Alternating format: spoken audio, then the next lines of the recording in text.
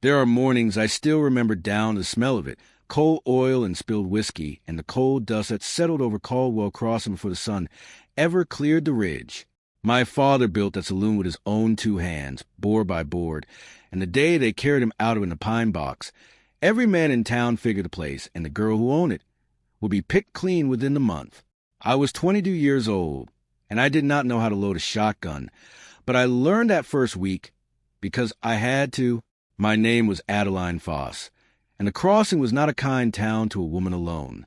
The men who drank under my father's roof had mostly respected him because he was broad to the shoulders and slow to anger, but did not forget a debt. I was neither broad nor slow to anger, and within 3 days of the funeral, a man named Otis Pruett walked through my door like he already owned the deed. "Your daddy owed me money," he said, setting his boots up on a table I had scrubbed that very morning. "Owed me a good deal more than this place is worth, and I expect to be paid in coin or in keys." I told him my father did not owe him a thing, and I had the ledgers to prove it, though my hand shook so hard turning the pages that I am not certain the ink would have convinced anyone of anything.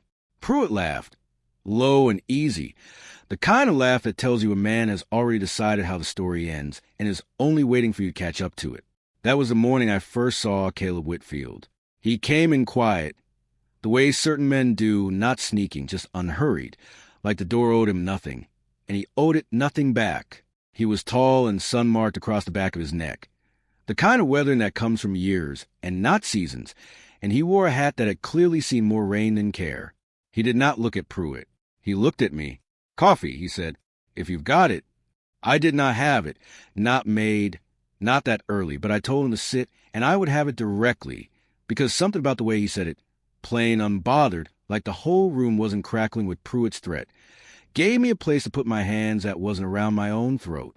If you're enjoying the story so far, don't forget to hit the like button and subscribe. Drop a comment telling me where in the world you're watching from. I love hearing from you. Pruett did not leave. He sat with his boots on my table while I poured coffee with a hand that would not quite be still, and when I set the cup down in front of the stranger, he looked up at me, not at Pruett, at me, and said, "You run this place alone?" "I do," I said, because it was true and because I would not say otherwise in front of a man trying to take it from me. "Then I expect you'll want this room a little calmer of a morning," he said, and that was all. He did not threaten Pruett. He did not raise his voice. He simply turned in his chair so that his shoulder sat between Pruett's table and mine, drank his coffee slow, and waited. Pruett left within the quarter hour. He did not say why. Men like Pruett rarely explain themselves when the ground shifts under them. They simply find another patch of dirt to stand on. But I noticed, watching him go, that he did not look back at me. He looked at the stranger. I did not know his name yet. I only knew that he came back the next morning, and the one after that, always for coffee, always before the saloon properly opened, always sitting in that same chair angled just so, toward the door. He never asked for anything else. He never lingered past the cup. And slowly, over 2 weeks, Caldwell Crossing's rough edges seemed to soften around my hour with him, as though the whole rotten lot of them had silently agreed that whatever territory he was marking, they would not test it. His name, I learned from old Mrs. Hennessy at the dry goods store, was Caleb Whitfield, and he ran cattle on a spread 11 miles north that his own father had carved out of nothing. Quiet as a fence post, she told me, but I've never known a man in this county more trusted to keep his word. She said it like a warning and a comfort both, the way women in small towns often say the truest things about a man without quite meaning to. I had buried my father 6 weeks prior.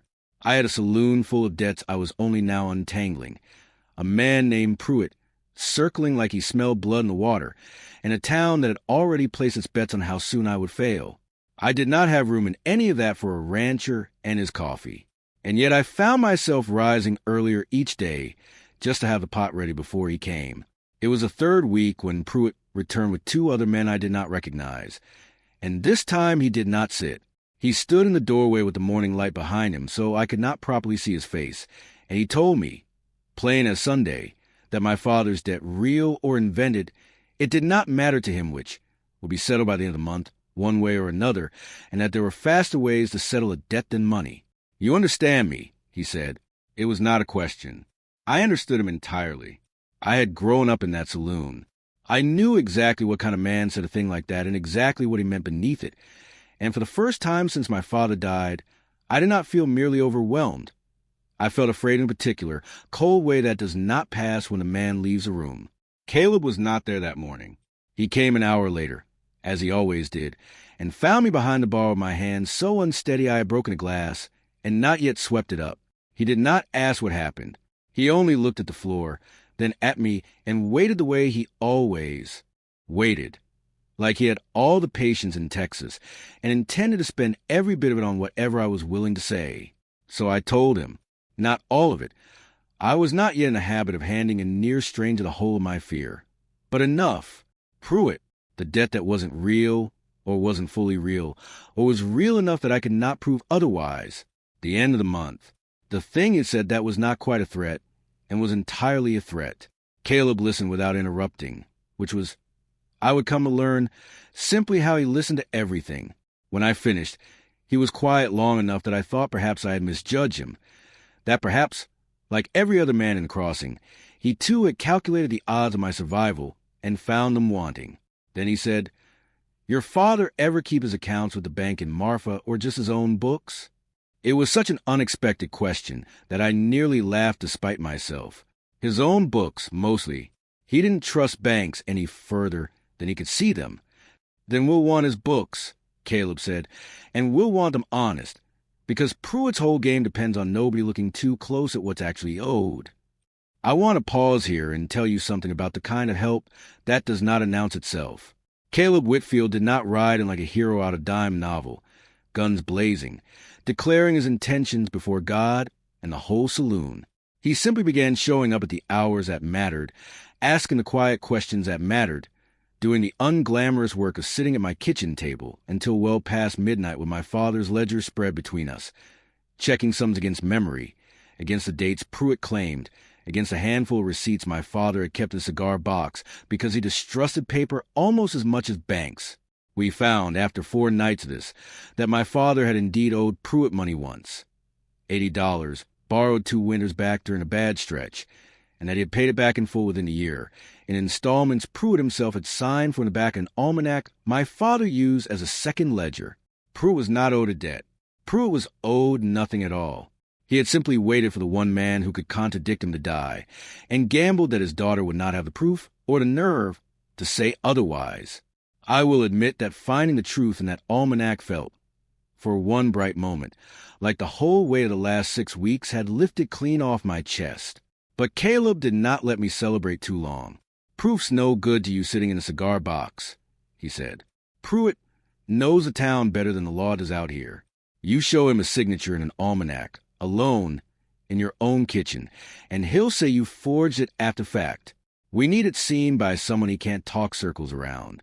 That someone turned out to be Judge Aldous Rayner, who rode the circuit through 3 counties and was, by every account I could gather, the one man in that stretch of Texas who owed favors to nobody and feared reputations even less."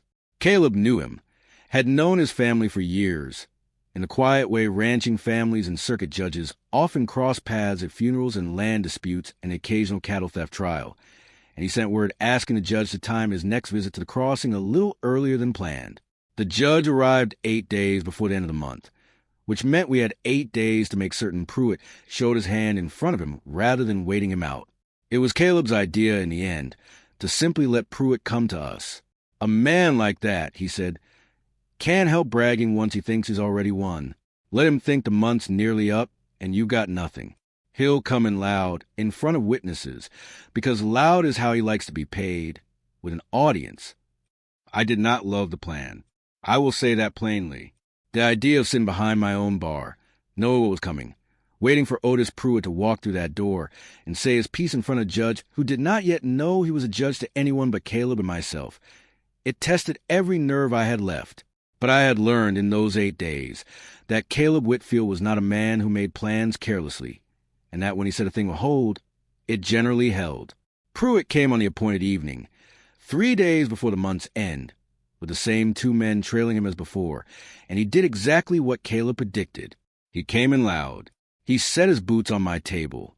the same table, the same boots, and he announced in a room to whoever might be drinking that night that the Foss girl owed him $80 and an apology for making him wait this long for either. "I don't owe you a thing, Mr. Pruett," I said, and my voice did not shake this time, because I had spent 8 days knowing I would say it. "My father paid that debt in full, with your own signature on it." He laughed his old laugh, the one that already knew how the story ended. "Show me, then."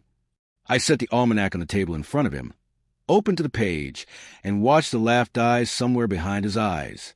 He looked at it longer than a man needs to look at something he's already decided is fake, and I understood in that moment that some part of him had genuinely forgotten the debt was paid, or had simply never imagined the proof would survive my father's death. "Forged," he said too quickly. "Anybody could write that."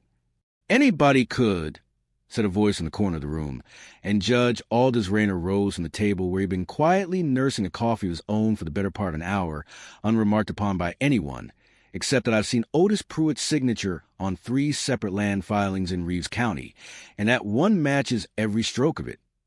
I have never, before or since, seen a man's face change so completely in so short a span.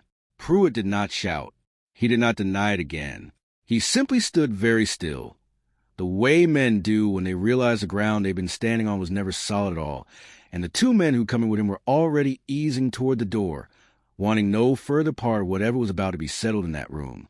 "You've got a choice, Otis," the judge said, not unkindly, though there was iron enough beneath it. "You can walk out of here and never speak this debt again, or I can ride to Reeves County myself and ask why a man's threatening a widow's daughter over money already paid. I expect you know which costs you less." Pruett left.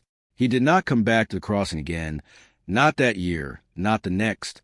I heard later he'd moved on to Fort Stockton, looking, I imagine, for some other town that hadn't yet learned to look closely at his signature. I want to tell you that the saloon was saved, and that was the whole of it, but the truth runs a little deeper than that, the way truth often does. What Caleb gave me in those 8 days was not simply a rescue. It was proof that I was not, in fact, as alone in that town as grief had convinced me I was. He had asked for nothing in return. He had not once suggested that his help came with conditions, or that I owed him anything beyond what I'd have offered any man who drank coffee at my bar.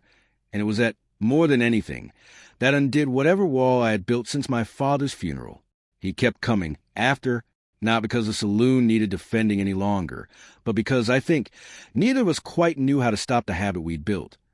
Coffee at the same hour, the same chair angled toward the door out of an old caution that no longer had a reason to exist, except that some mornings I noticed he sat with his back fully to the room instead, like he'd finally decided the place was safe enough to turn his shoulder on it.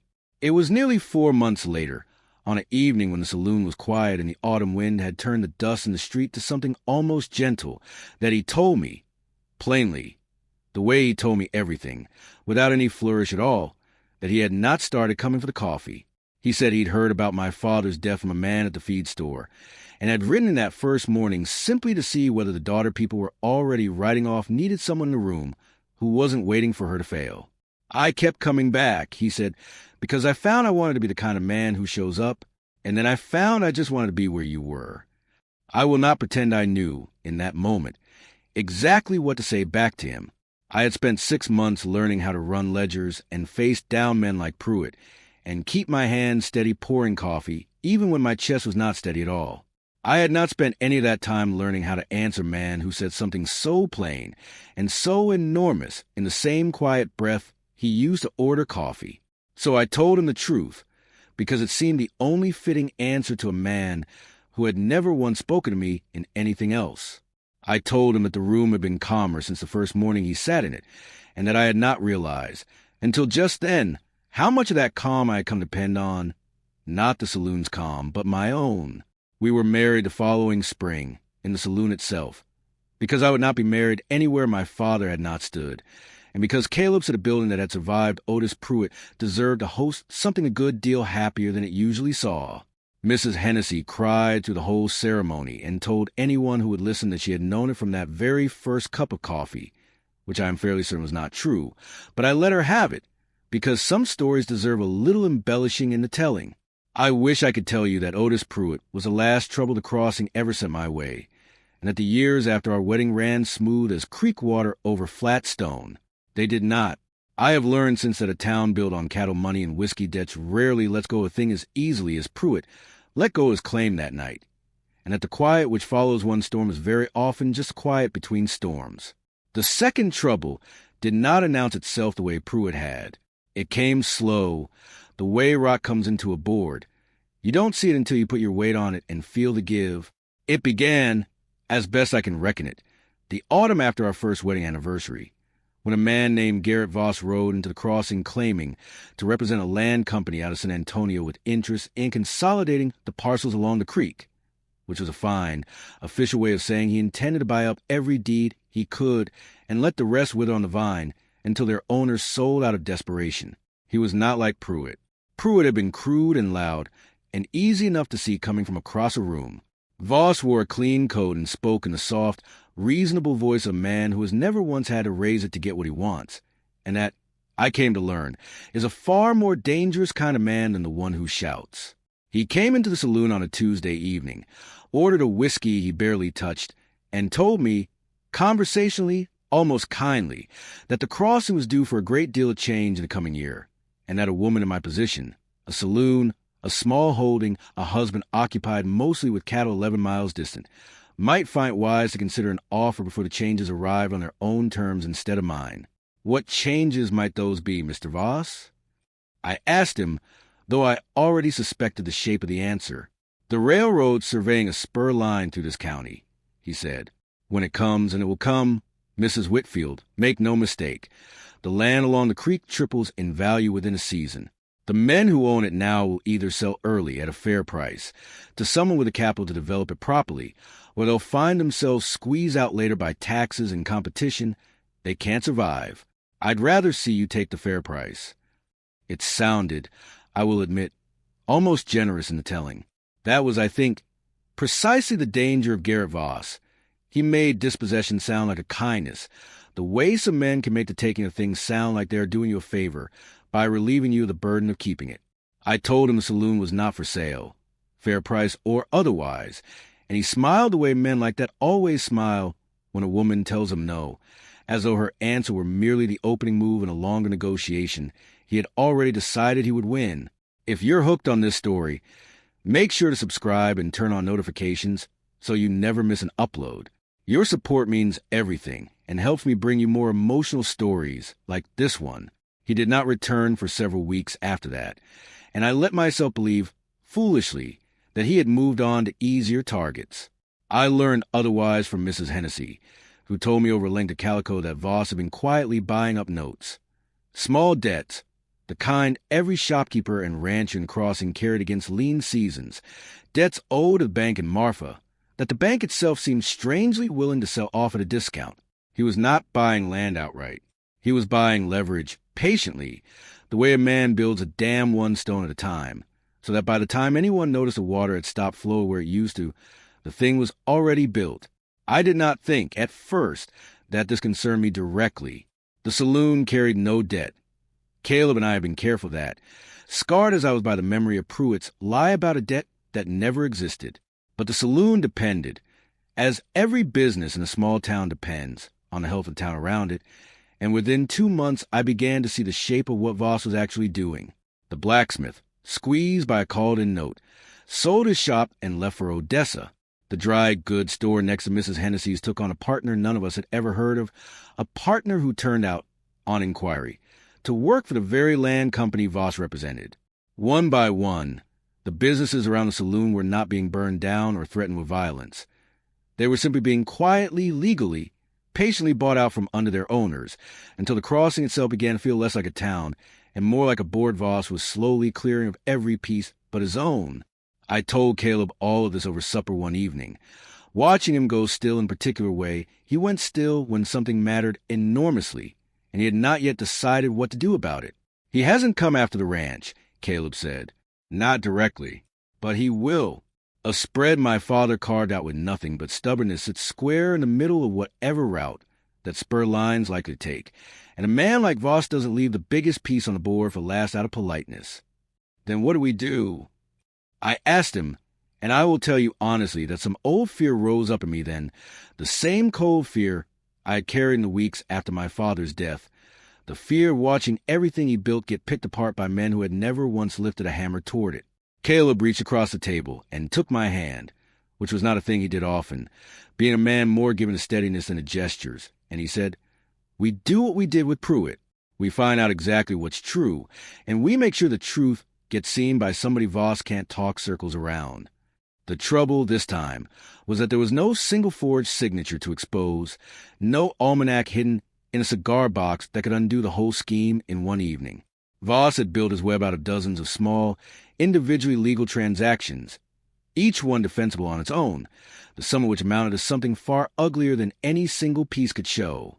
Exposing him would mean gathering every thread, every called note, every quiet buyout, every partner who turned out to answer to the same San Antonio office, and laying them side by side until the pattern became impossible to deny. It took the better part of that winter. Caleb rode to Marfa more times than I could count, asking after the bank's sudden willingness to sell its notes at a loss, and found, eventually, a clerk willing to talk once assured his name would not appear in whatever came of it. A clerk who confirmed that the bank's president had himself taken a quiet payment from Voss's company in exchange for moving the notes along quickly and without much scrutiny of the buyer. I spent those same months doing what I knew best, which was listening, pouring coffee and whiskey alike for half the crossing and letting men talk, the way men always talk more freely in a saloon than they do in daylight, until I had heard enough fragments from enough mouths to see the shape Caleb was tracing from the other direction. We brought everything, in the end, not to Judge Rayner. His circuit did not run to matters of land company fraud. He told us plainly when Caleb rode out to ask, but to a newspaperman out of Fort Davis named Walter Crace, who had built a modest reputation, exposing exactly this sort of slow, legal-looking theft in 2 other counties before ever hearing of Caldwell Crossing. Crace came himself, spent 11 days in town asking quiet questions of his own, cross-checking what we gathered against the county filings, and when he was satisfied the pattern held together end to end, he wrote it plainly, in a long piece that ran first in his own paper and then, within the month, in 3 others across that stretch of Texas, naming Voss, naming the bank president who had taken his money, naming every small, legal-looking transaction that had quietly hollowed out half the businesses along the creek. It did not end the way Pruett's story ended, in one dramatic evening with a judge rising from a corner table. It ended slower, the way these things often do. Voss's company recalled him within a month once the story spread far enough to reach the men who financed him. The bank president resigned under an inquiry that I understand cost him a good deal more than his position, and the railroad spur line, when it did eventually come 3 years later, came through about a half-mile east of the creek entirely, sparing the crossing the very speculation Voss had tried to manufacture around it in the first place. I will not pretend the town came back whole. The blacksmith never returned from Odessa. 2 families who'd sold out cheap, frightened by Voss's talk of inevitable change, never recovered what they'd lost in selling. And there is a particular grief in watching a place you loved get thinned out by men who never meant to live in it themselves. But the saloon stood, the ranch stood, and the crossing, battered as it was, did not become the picked-clean board Voss had intended it to be. What I remember most from that winter, more than Voss himself, more even than the relief when Crace's story finally ran, is a particular way Caleb worked through it all, without once losing the steadiness that had first drawn me to him over a cup of coffee I hadn't yet made. He did not rage at Voss. He did not ride out looking for a fight he could win with his fists instead of his patience. He simply did what he'd always done, showed up, asked the next quiet question, gathered the next thread, until the truth had nowhere left to hide and no one left willing to protect it. You could just bought him off, I told him once, during those long months, half in jest and half genuinely curious whether the thought had ever crossed his mind, given that the ranch could likely have absorbed whatever price Voss eventually would have asked. Saved yourself the winter. Could have, Caleb agreed. But a man like Voss doesn't stop because one rancher pays him to look elsewhere. He just moves his attention to the next place that can't afford to pay. The only thing that actually stops him is making sure the next town he rides into already knows his name. That, I think, is the truest thing I can tell you about the man I married, that his patience was never passive, never simply the absence of action. It was its own kind of fight, slower and quieter than the kind most stories tell, but no less determined for being quiet, and I have come, in the years since, to think it the rarer kind of courage. Not the courage to strike first, but the courage to wait and watch and gather until the truth itself becomes a blow that lands.